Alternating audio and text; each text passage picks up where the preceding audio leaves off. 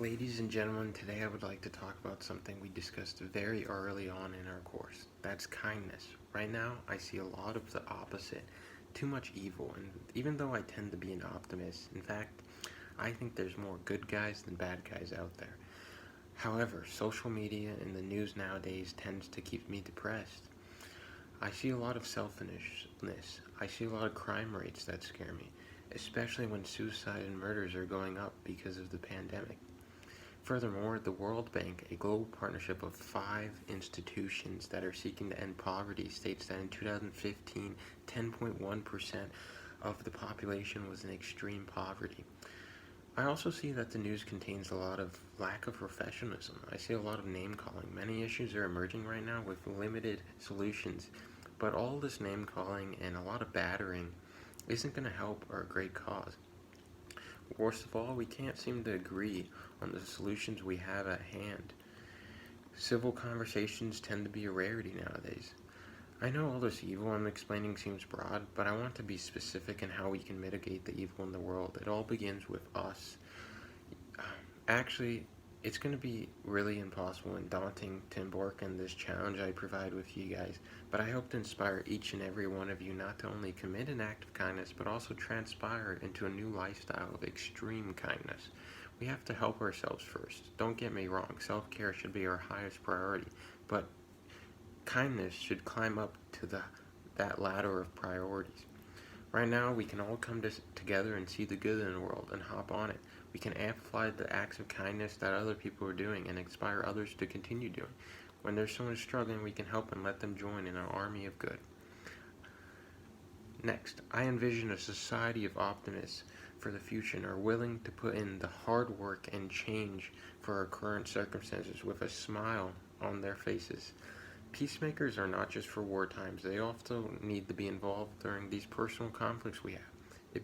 Can be very hard to get everyone on board, but we can start with our most important and imminent connections and spread further. We can spread our wings further. The person who started this journey for me is my high school teacher. Her name was Roxanne Whaley. She had a bright beam of joy everywhere she walked, and she fed her students actually freshly cooked meals, and she always has sandwiches in her room daily. It gets even better. Early in her years as a teacher, she created a club for acts of kindness and suicide prevention. One of the reasons why is because according to the Center for Disease Control and Prevention, in 2018, the 10th leading cause of death, was suicide. More than 48,000 people died in 2018 due to suicide. She also shared with me her willingness to open her doors for students that needed a bed. In fact, while she was off work, she often picked up hitchhikers and she helped the homeless. Her biggest principle: never do it for publicity. Now imagine if everyone was a Mrs. Whaley. We can still all strive to promote mental health and physical health of others that were in direct contact, even with strangers. We can all be a Miss Whaley. Let me share with you a personal story. During my childhood development, I was bullied. I was called big-headed and I was chubby-weighted, so I got insulted on that. My initial instinct was always to laugh it off. But really, when I went home, it lingered on me and it saddened me. Now, I remember a distinct time in 5th grade when my teacher sat all of the students down into her corner. She had a piece of paper in her hand. She showed us how mint clean it was and how smooth. But she also had a serious tone and she was upset at us. She told us she didn't like how we were treating each other. And then she crumbled that piece of paper that was so smooth into a ball. And then she tried to iron it out. She showed us that there were still scars. There were still crumbles no matter how hard she tried. That's what we were doing to each other. No matter how hard we tried to repair relationships, we were scarring each other and the damage was already done.